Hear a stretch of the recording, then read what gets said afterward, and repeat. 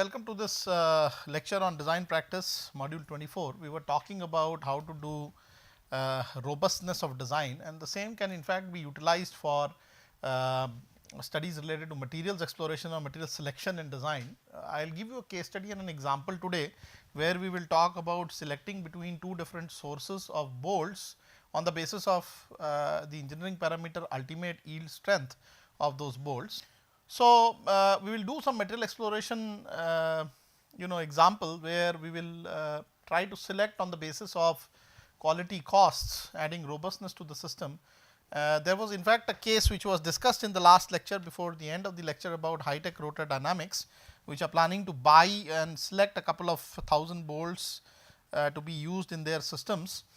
The systems require highly reliable bolts. In case there is a bolt failure, the estimated repair cost is given to be about $15, and there are two different sources from which these different kind of alloys are utilized for supplying the bolts. So, each bolt is of a different alloy, different type, and the criteria that Hi-Tech decides to use for doing the product selection or the material selection in this case is that it basically does destructive testing using about 20 specimens and try to find out from each source what is going to be the ultimate tensile strength measured in kg force per millimeter square. Now, in this particular example, the quality parameter that would be used for the robustness is basically the higher the better, because obviously it is desirable to have the highest possible ultimate yield strength of the bolts in such engineering assemblies. The lower specification limit is given to be 11 kg force per millimeter square. So, this is a qualifier. If a bolt does not meet this particular specification, it is going to be rejected, and it will give some kind of a, if supposing it is selected and used, it is going to give some quality cost to the company, and based on this cost we have to take explore the material selection criteria can be sort of gauged based on this quality cost that comes up. Also is given that for these two different products that we are going to make a selection from, each of them costs 14 cents and 13 cents respectively, and we have to take a decision as to which of these two bolts are good for high-tech dynamics. The strength data is given here for the destructive testing done using A and B. So, now you are not only measuring, but trying to implement robustness of quality through this measurement into delivering a cost parametrics on the basis of which you will see whether there is A more expensive or B more expensive in terms of selection, and the criteria is determined for selecting the same. So, let us say in this case, if we try to solve, it is better to have a higher ultimate tensile strength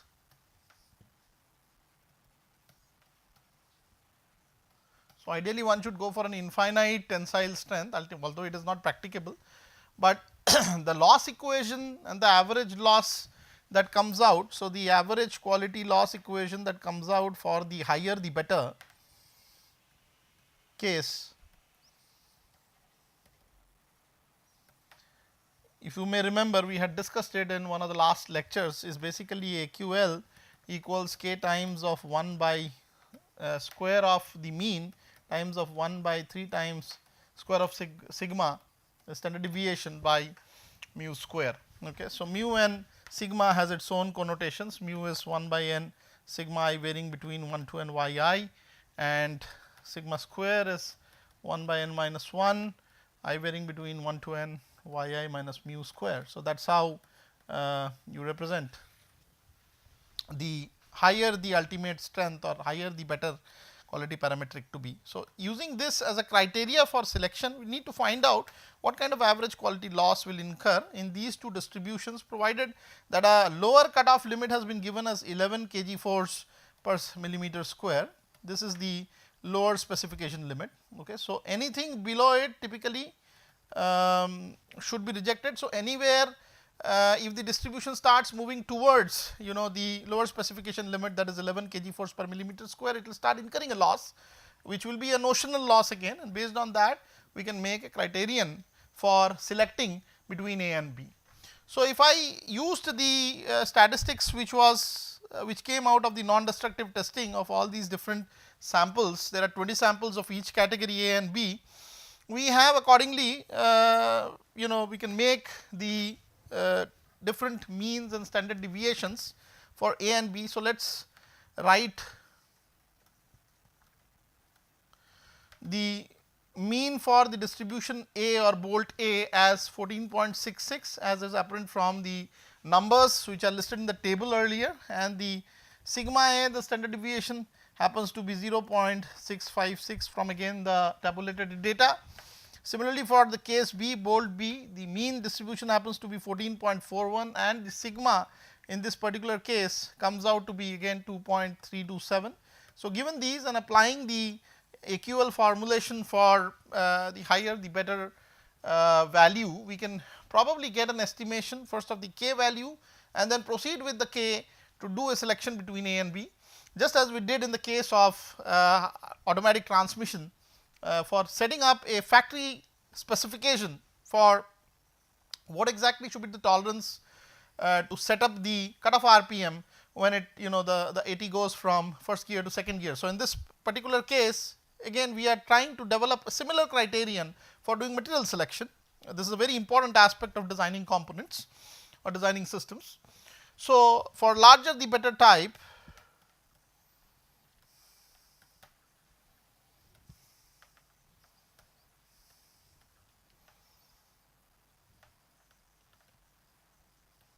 of quality characteristics,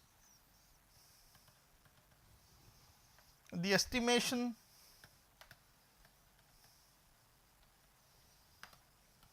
of k is based on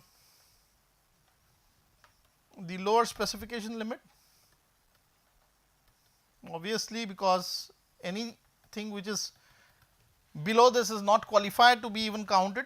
Okay. So, therefore, I could find out the k A value here, okay, to be equal to the loss equation in this particular case L y happens to be so, the L y happens to be equal to k by y square, y being the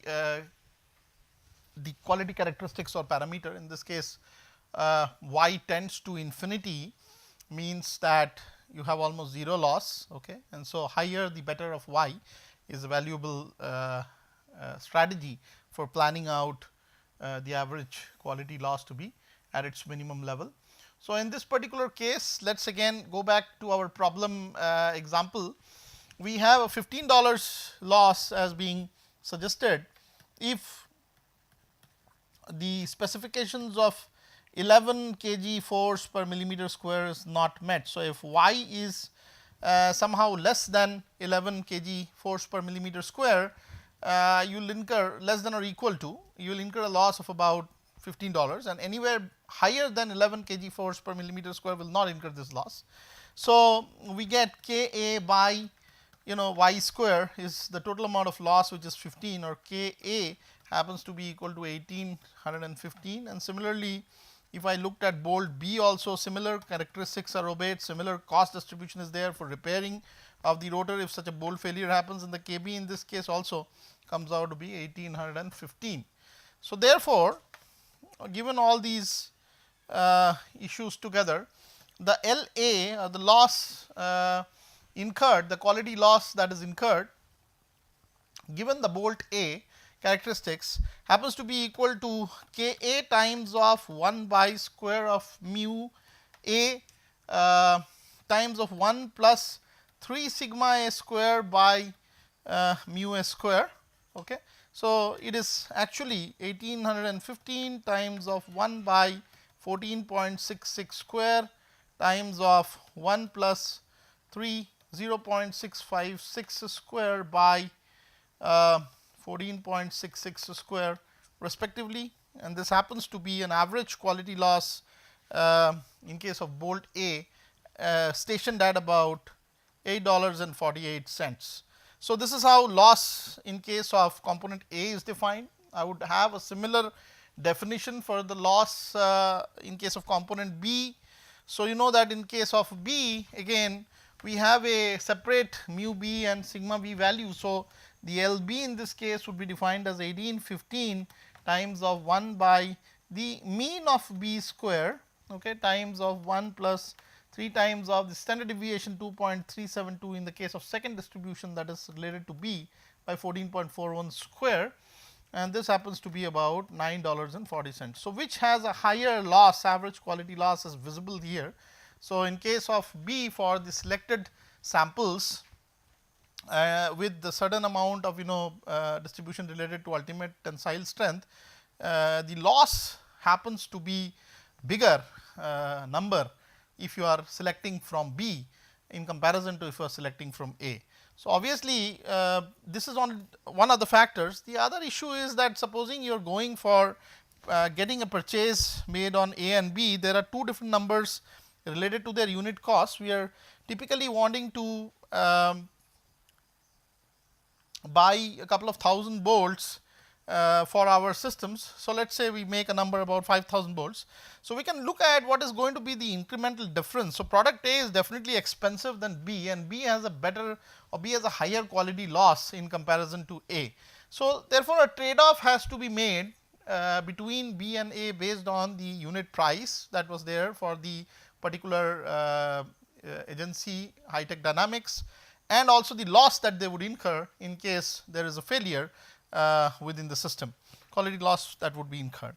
So, it again depends on what is your strategy at the time. If quality is over imposing, and if quality is one of the strictest guidelines which are needed in this case, maybe this rotor is a part of an assembly which otherwise a failure of a rotor would mean a lot of damage to the assembly. So, you might have to stick with a higher priced component just because of the fact that it has a lower quality loss level. So, you are seeing that how robustness is being added at every step of the design, including material selection. In the earlier one you saw how you draw specifications. So, in this way you have to build up the robustness of the system and finalize your design before giving it out. So, in this particular case, quality loss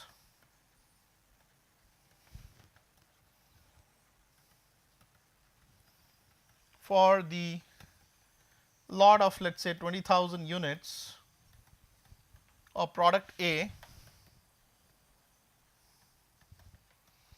is less than that of B, and therefore, based purely on the quality loss criterion,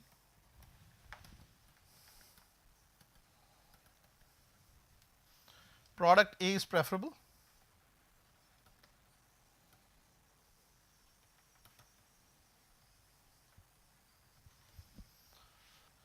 However, if we also consider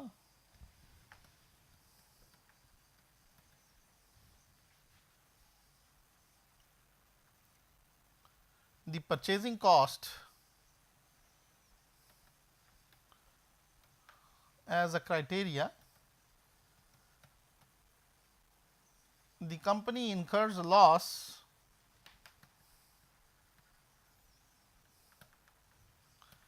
in buying 20,000 parts of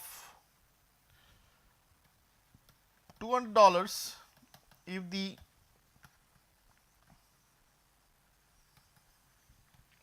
buying is made from A. So, one has to really decide now what would be a more realistic approach to consider if we are talking about very large number of units. Okay. So, in that event probably it may be a better idea to go for purchasing decision with the cost criteria, but almost seldom it is that people overlook the robustness aspect and go to the next step, particularly because in an assembly where the rotor is probably one important part. If a failure of rotor chains up a line of failures related to an overall system, I think it is always a better idea, and the management always wants to go ahead with the decision made based on the quality loss, and still goes for a higher cost product, okay, in the market. So, that is how you characterize some of these material exploration issues or material selection issues by defining certain quality parametrics or quality criterion. So, having said that, now let us go to sort of a approach that we regard more as robust design of products and processes. And it is an approach to design of products or processes that emphasizes reduction in performance variation. Okay, and this reduction in performance variation is mostly used by design techniques that would reduce overall sensitivity to the sources of the variation. So, it is very important to identify what are those sources, what are those causes from which there are variations coming into product lines, okay, or by various processes, by various material quality issues, by various challenges related to out of time supply of the products, so on and so forth. So, in order to do robust designing, we want to really achieve the target of quality characteristic, but at the same time we want to minimize the variation in the product's functional characteristics. So, that is what the whole approach is of adding robustness to the design. You know that how I gave you actually numerical examples also, in case if you have products functional characteristics, you have an option to gauge it using some notional losses which are otherwise not a part of the balance sheet, but it is important to figure out how this function loss can be quantified somehow, so that there is a minimization of the variation, and variation is in terms of what your target value is and how you are performing in comparison to your target value, and what is the distribution of information related to quality characteristics or any other measurements related to the product, okay, either physical dimensions or physical properties, so on and so forth. And we considered various as example problems in that for looking at what you call robust approach of designing. So, typically the target and the variance of products quality characteristics are affected by variables. Okay. You can look at this from an engineered system point of view. So, an engineered systems of course have certain variables which are classified as controllable factors, certain which are uncontrollable factors or noise factors, and so combination of these noise factors and control factors along with the signal that you are giving as a user of this particular engineering system gives out a response. Okay. So, the response is coupled through several different sources, and noise factors are really not in your control. So, therefore, you have to start avoiding as much noise factors as possible in your design when we are looking at from a systems point of view and understanding robust designing of products and processes. So, the target here is of course how to reduce this noise, and that is why all these different examples of notional losses, deviation from the target, etc., only is to sort of avoid that variation which is not in your control or it is because of randomness. So, you design the system in a manner so that at least the randomness is not scaled up, it is always mellowed down as regards the noise factors in systems. And in fact, I am going to show you some examples about how you can control an engineering system from a standpoint of signal factors, control factors, noise factors, so on and so forth. So, if we looked at all the, for example, controllable factors which are there, they are basically defined as those which can be easily controlled. This can be things related to choice of material, for example, at the design stage, or even the mold temperature depends quite a bit on the material that you are using, maybe a cutting speed on a machine tool. These are some of the aspects which you could really control very easily. And if you looked at again a bunch of these controllable factors, they are different aspects of even controlling. One is controlled by the user or the operator, okay, which is something which is related to the user's user's way of handling the product, user's way of let us say if he is creating a signal to control a product, how effective he is in generating the similar signal at all points of time, or is there a variability in the way that he is generating that signal. So, this is something dependent on the operator or the user. And then again all controllable factors which are dependent on the designers are those where it is at the outset you have made certain interventions of the design at the product architecture level itself, so that the factors can get controlled. Okay. So, these are the two broad groups in which you can put all the controllable factors are. Let us look at some examples. So, for the user operator factor, we also call this or regard this as a signal factor. You had seen that how the signal factor is routed in the cartoon earlier, which comes from one side into the engineering system. So, what is a signal factor, or what is a user dependent or operator dependent control factor? It carries the intent to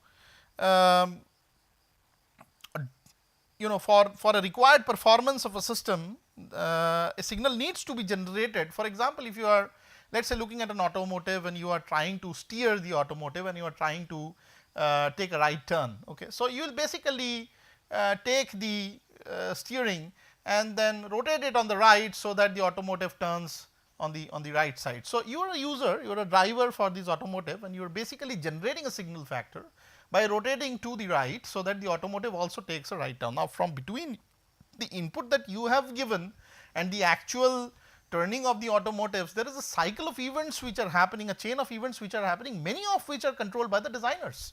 Okay, for example, let us say the kind of gear ratios that would be involved in transmission of your effort may be very high, and that may lead to a small amount of effort on the part of the user getting magnified several folds, okay, so that the automotive takes a huge turn. Now, you have to sensitize the user to generate a signal which is good enough for creating a certain engineered performance of a system. So, that is a signal factor. Okay. So, just as I said that if you consider the steering of a car, a driver's intent is to change the direction, and for this purpose the driver changes the steering wheel position and it gives a signal to the automotive to change directions. But obviously, there are certain issues involved in the chain where you can probably put a better gear ratio, or you can put just a sensitive gear ratio where too much of turn is also not very desirable, that if you have just minusculely turned the steering wheel, it requires the automotive to suddenly go into one direction. That is also something that the user won't want. So, the right level of the user judgment corresponding to the actual turning is what a designer would have in his hand while designing this particular system, and those are called the factors controlled by the designers. So, you very well know that what is signal, what is the intent which is given to a system, and what is what happens after the intent has been given is something which the system does, and that is dependent on how the system is being designed. So, there are other examples of signal factors. For example, if we consider the remote control of a button of a television set, okay, that is also going to control either the volume or the overall brightness level, or for example, if you have a temperature control of a refrigerator, it controls the overall cabin temperature. But what you are generally changing by turning the dial gauge, or maybe in this case of television by setting up a remote button, is to give a certain level of intent to the television, and remaining what electronics is there within would take up that signal and try to perform something in terms of functionality, so that you can get a necessary output or response of the system, and this response chain from the intent is what is in the hand of the designer. So, I will like to talk a lot more on factors which can be controlled by the designers, as well as factors which are completely uncontrollable, and how to minimize it, but I will probably wait for the next module to do that. In the interest of time, I am going to finish this particular module. Thank you very much for being with me.